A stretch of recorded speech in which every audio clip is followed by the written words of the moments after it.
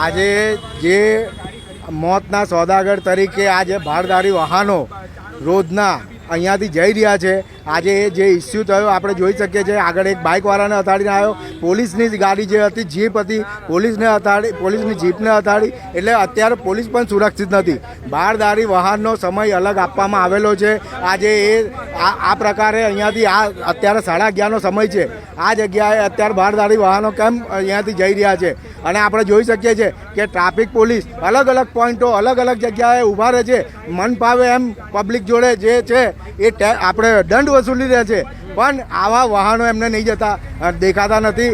આ મોતના સોદાગર તરીકે ફરનારા વાહનો છે.